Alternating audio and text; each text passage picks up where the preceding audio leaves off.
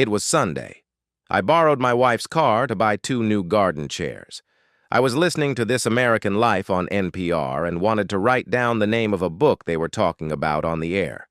With one hand on the wheel, I rummaged through the center console box with the other, searching for the CD case with the pen. I pulled out everything in sight: a Bit-O Honey wrapper, a folded Starbucks cup sleeve, a quarter, a folding comb, a hard ring with a soft center. Nothing else looked like a condom wrapper. I almost ran off the road. Moments like that stick in your mind as if they happen in super slow motion, frame by frame. You look to your left and see a red Toyota next to you, driven by a fat, red-haired guy with an earring.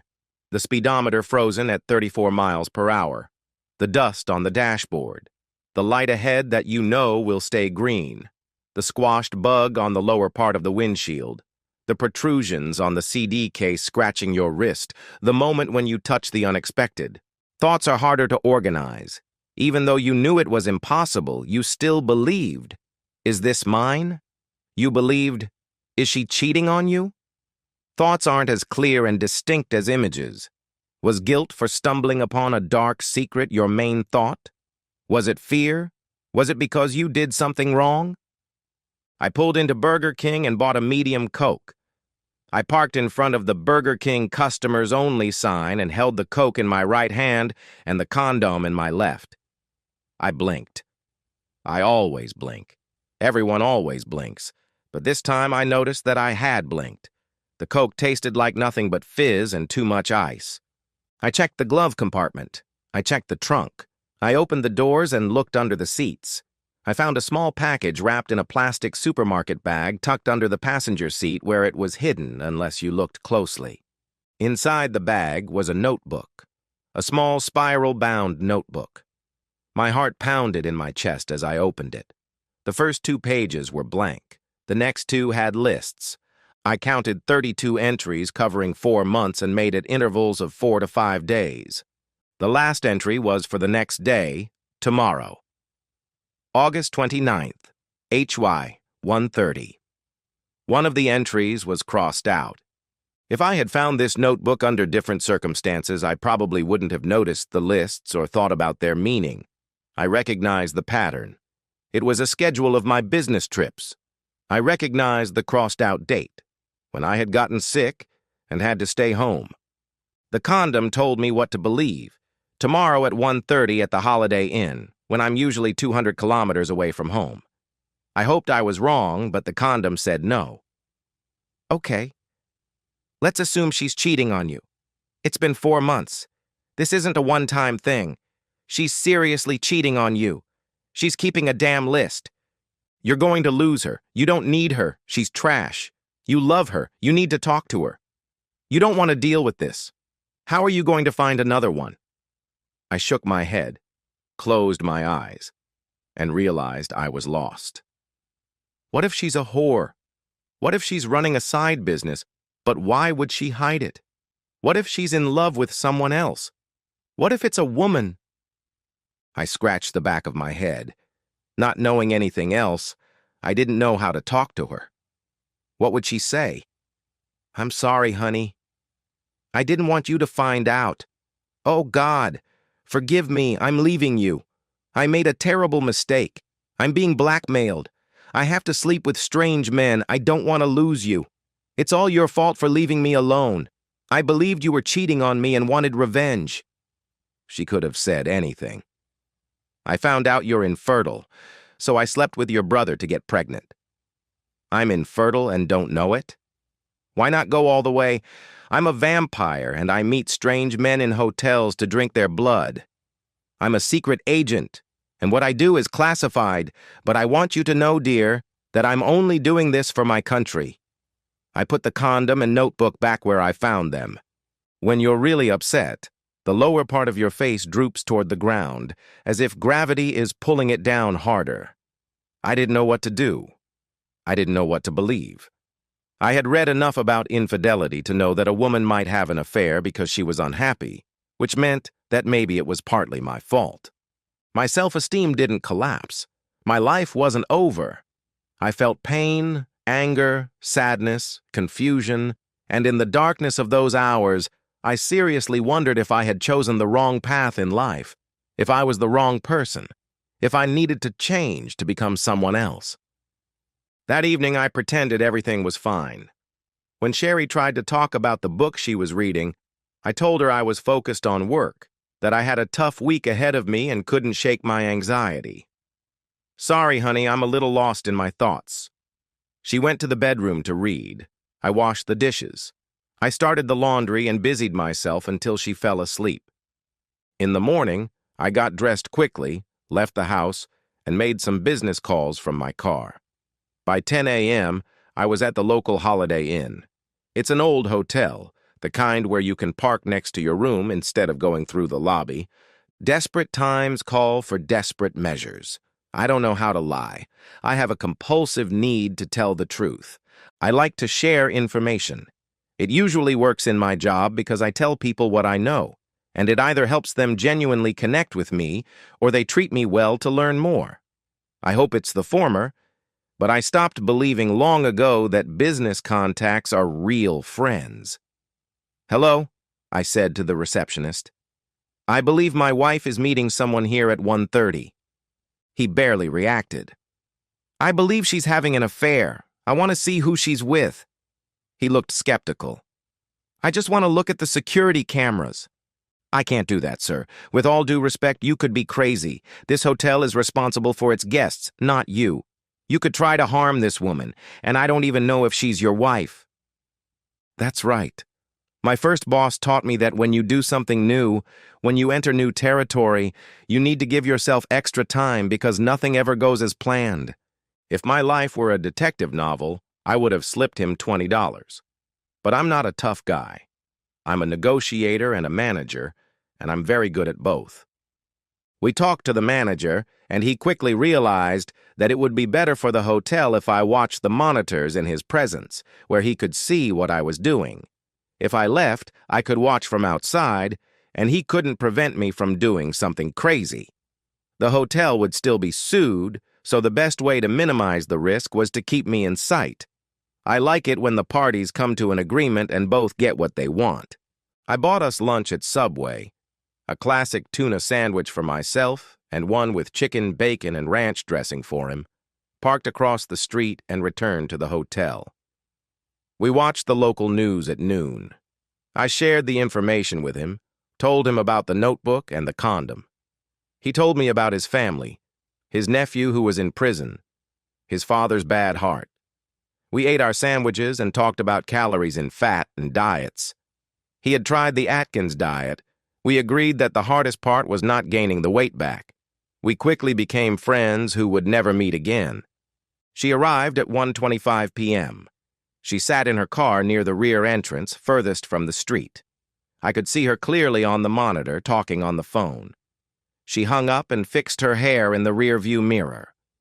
At 1:33, a blue BMW pulled up next to her car. A tall man with brown hair got out and walked toward the hotel door. He swiped his room key, opened the door, and looked back at my wife. Sherry opened her car door, glanced in the mirror one last time, got out, and walked toward the man. As she passed him, he put his arm around her waist and pulled her close. The door closed. I have never used the word cuckold. Not in conversation, not in reference to any man whose wife has cheated on him. The word has never existed in my mind. It comes from the word cuckoo, which lays its eggs in another bird's nest so that the other bird will hatch and raise the cuckoo chick, which then grows larger than the other chicks and takes over.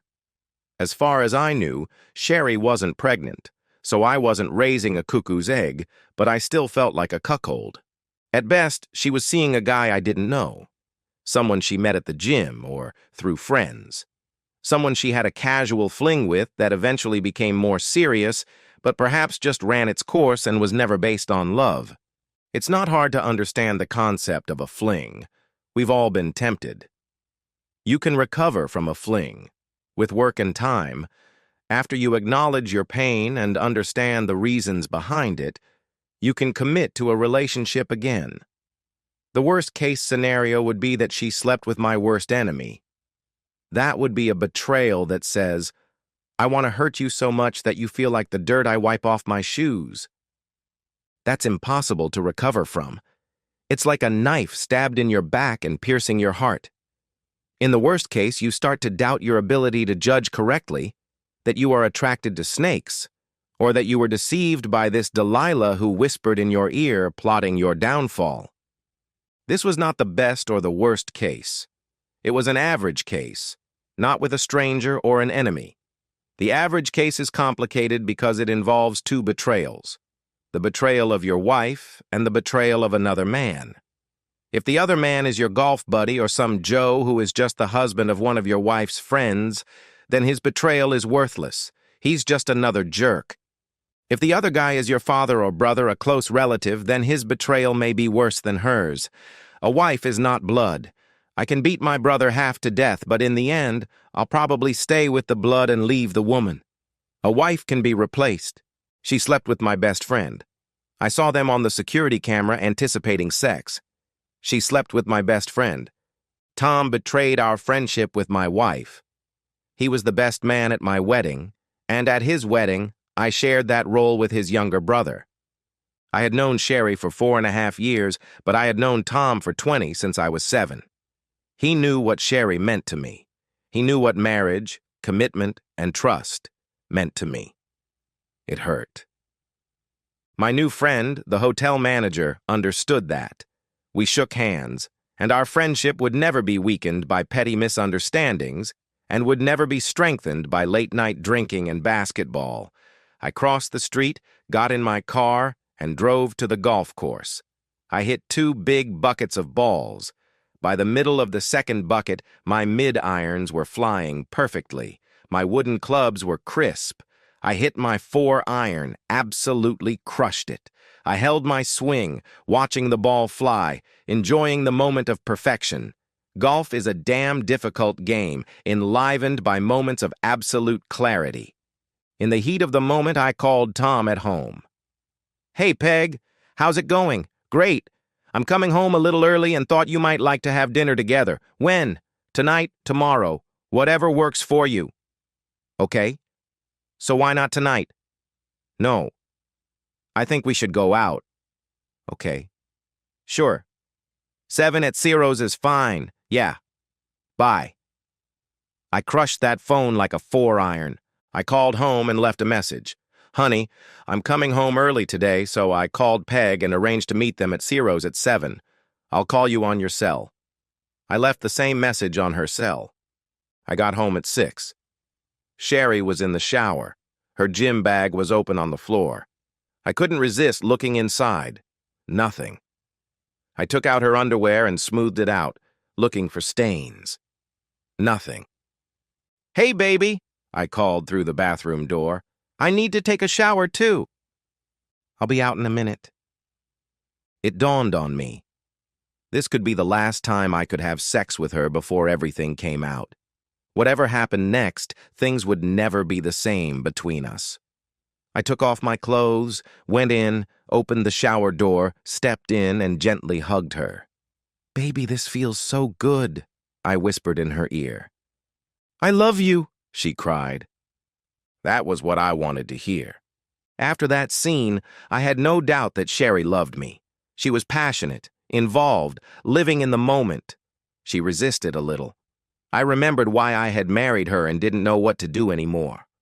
The main courses were served, but even during the appetizers, I realized I wasn't hungry. My emotions were consuming me. Tom was acting normal, as was Sherry. There was a genuine closeness between the 4 of us. My wife, my best friend, and my best friend's wife. Sherry put her hand on my leg. She was very affectionate. Every glance she gave me was full of intimacy. She radiated satisfaction. Tom was enthusiastically eating pasta. Sherry and Peg were eating and chatting.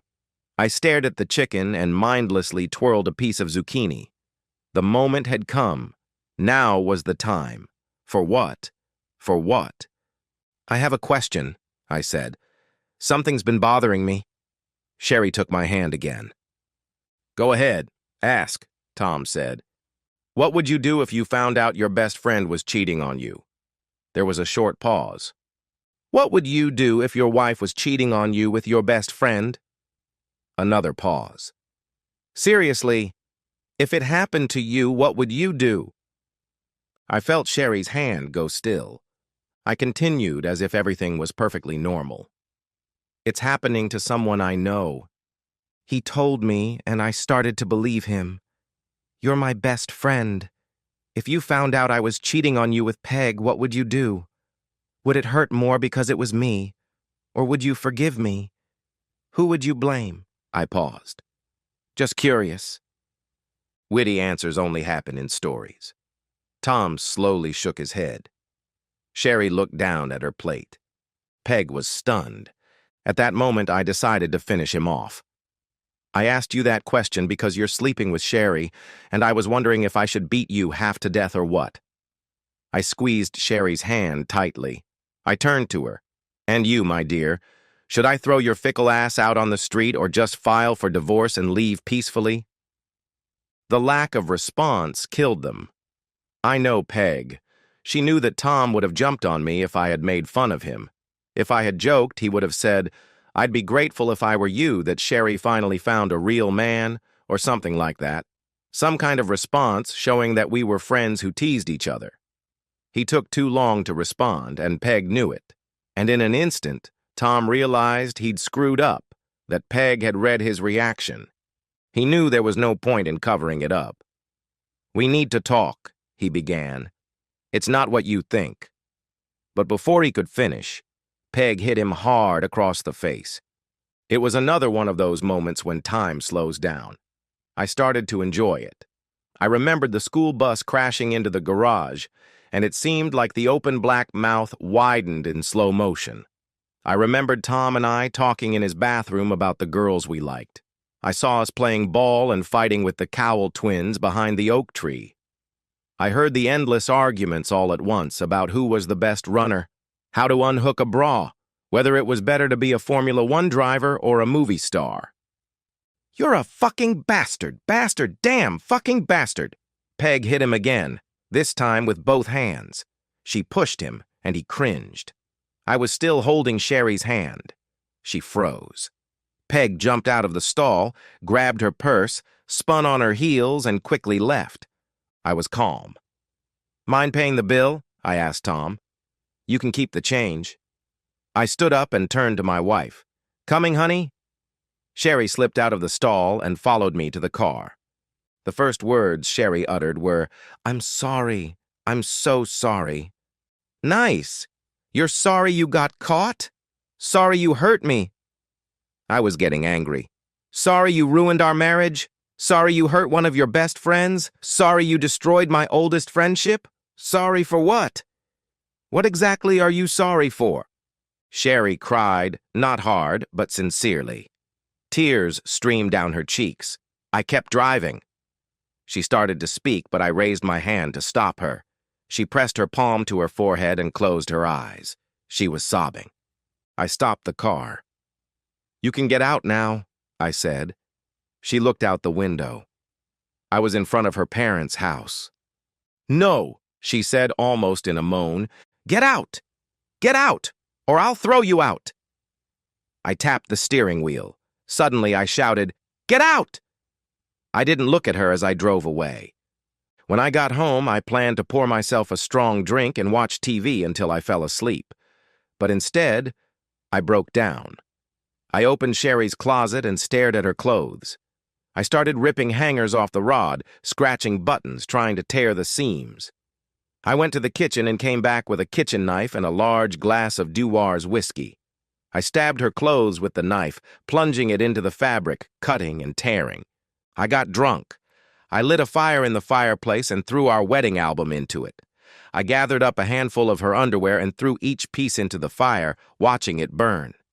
Then I sat down in an armchair and watched a classic football game on ESPN until I fell asleep. Those were agonizing hours.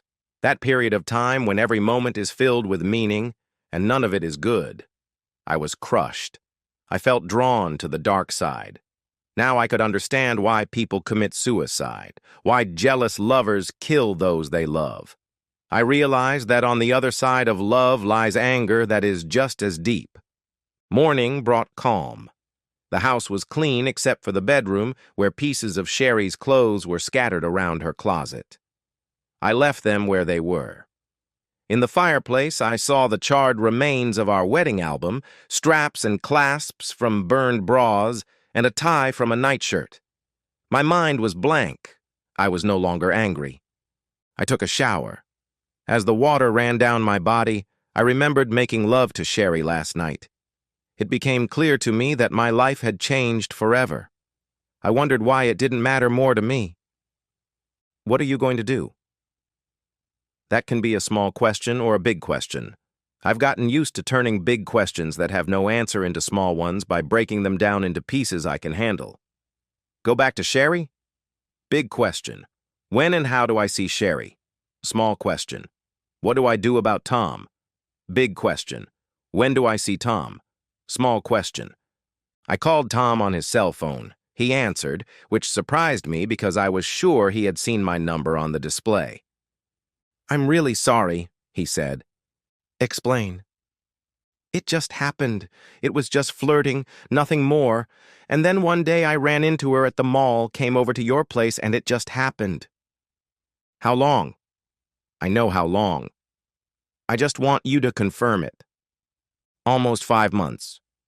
I could tell he wanted to say something else, so I waited. "We didn't want you to find out, or Peg. We couldn't stop." At that moment, I knew exactly what I was going to do. "I don't want to see you anymore. Our friendship is over. I don't care what happens between you and Peg. You're completely out of my life. You don't exist. You're gone. Goodbye." And I hung up. The moment Tom told me with complete sincerity that he never wanted to hurt me, I knew he was telling the truth, that he had given in to weakness, that he had gone down the wrong path in the darkness. Fuck him. Fuck him. To hell with a friend who betrays a friend. He sold me out. He ran away when my life was in danger. He watched me drown and didn't call for help. Did you believe that regret matters? Did you believe that Fredo didn't regret betraying Michael? I'm willing to bet Judas regretted it too. You think I'll forgive you because I'm not your enemy? You can't betray your enemies. You can't betray your enemies. You were my best friend, and you slept with my wife, so go to hell. You betrayed me. You sold me out. Go to hell, you bastard. You mean nothing to me now. I drove to Sherry's parents' house. I didn't call ahead. Her father answered the door. He looked sad and a little scared. "How's it going?" I asked. He stepped out onto the porch, closing the door behind him. He sighed. "She told us. You know she loves you. You know that, right? I can see that you know." He shook his head again. "What a stupid bitch. Can you believe I'm calling my own daughter a bitch? Stupid. She's stupid. I can't believe I'm saying this about my own daughter, but she's stupid, stupid, stupid, stupid." I understood. He was talking incoherently, but he knew exactly what he was saying. Sherry had made a mistake, a big mistake, but it was just a mistake. With work and time, we could get through this. Bitch. Stupid. Call her names, but forget about it. Will you let me in? That idiot is in the kitchen. I didn't know what to say until I sat down at the kitchen table. Sherry was pale, her eyes puffy. Her mother stood off to the side. Her father was sipping water from a glass. I drummed my fingers on my knee for a few seconds. "Here's what I'm going to do." Sherry nodded. "I'm divorcing you. Period. I'm not even going to discuss saving our marriage." Sherry looked the way I had felt the day before. "You betrayed me. You betrayed our marriage. You betrayed what I believed in as a person. I don't want to be married to you." She swallowed and began to cry. I wasn't moved. "You've caused me unspeakable pain. I don't believe you'll ever understand what you've done to me. I know you love me. Do you hear me? I know you love me. That's why I'm divorcing you. Because I want to hurt you. I want to hurt you badly. You love me. You lost me. Live with that." She made an animal sound. It's scary how similar the sounds we make when we're in pain are to the sounds we make when we're in pleasure. Here's what I'm going to do. Are you listening? Sherry didn't answer. Are you listening? She nodded her head in agreement. After the divorce is final, after the divorce is final, and not a minute sooner. If you're a good girl, we can start dating. Sherry looked at me, her face a mask of sadness and pain. I once loved you. I'll give you a chance to make me love you again. I'm not coming back. This marriage is over. It's in the past. If you want me, you'll have to win me back. That's the only way I'll deal with you. Sherry nodded. She bit her lip. Her lips formed the word, yes. I'm done with Tom. He was my friend, and he betrayed me. That's unforgivable. If you see him, if you talk to him, you'll be with him, not me. That's how it will be. Friends don't betray friends. He's not my friend. During the divorce, I hardly spoke to Sherry. We sold the apartment, and Sherry moved in with her parents, and I rented an apartment. I saw her father 3 or 4 times. We spoke superficially. I didn't ask about Sherry, but our encounters made it clear that the deal was still on. Raising an eyebrow, he mentioned that I had destroyed her clothes. I told him she was lucky she wasn't home. He understood. I always liked him. The divorce was finalized 4 months later, a little less than the length of Sherry's affair with Tom.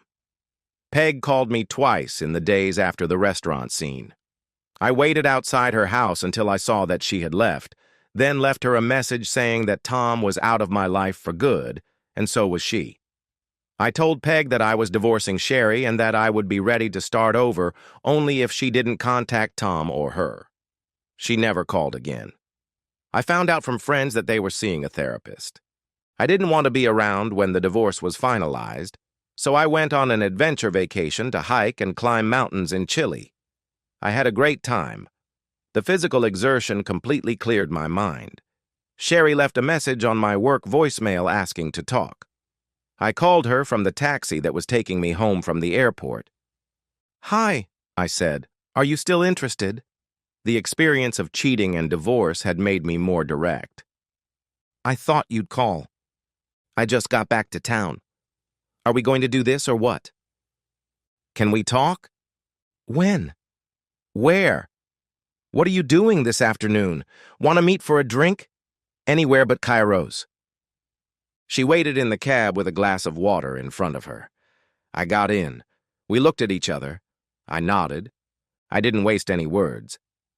"Are we going to sniff each other out? Do you have something to say? Is this what you want?" "I want this." "What? What do you want?" "You're not giving me much of a chance, are you?" I believed she might break down. She closed her eyes for a moment.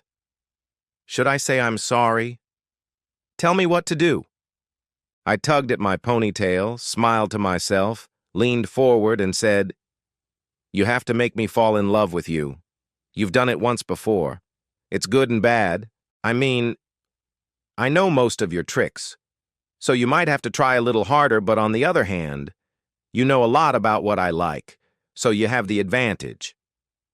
I looked at her, and the challenge was as obvious in my eyes as it was in my words. With absolute sincerity, she said, "How can I make you trust me?" "Wow." I pursed my lips as if deep in thought. "Wow. This is our first date. Trust has to be earned. Trust has to be deserved." I played my best card. "I know you've had issues with cheating in the past, and to be honest, I have some issues with being cheated on. But you know," I raised my hand and placed it on the table, "it's funny how life works. Let's see how things go." Sherry fell silent. I could see she believed me. I waited. "I'm not as easy as you've probably heard," she said. "Really? I heard you were easy." "No," she shook her head. "I'm looking for a serious relationship. If you just want sex, I'm not the girl for you." I raised an eyebrow. She tilted her head, holding her water glass with both hands. "Do you like how I'm dressed?" She raised her hand, pointing to her blouse and skirt. I just bought it. My ex-husband tore all my clothes. I had to buy a new wardrobe. Very nice. They look good on you. Your ex sounds like a real jerk. Her eyes narrowed slightly. I guess he didn't like my clothes. She leaned toward me. You know, he had one good quality. Only one? More than one. But this one was very important. What was it? I leaned forward. He was a great kisser. We were almost touching. I can't be interested in a guy who can't kiss at least that well. She tilted her head. We were inches apart. I just couldn't. The words hung in the air as our lips met. A good kiss on a first date. We lingered in that space. Then Sherry leaned back and stretched. I did the same. She smiled, and her eyes sparkled. This, she said, is going to be so much fun.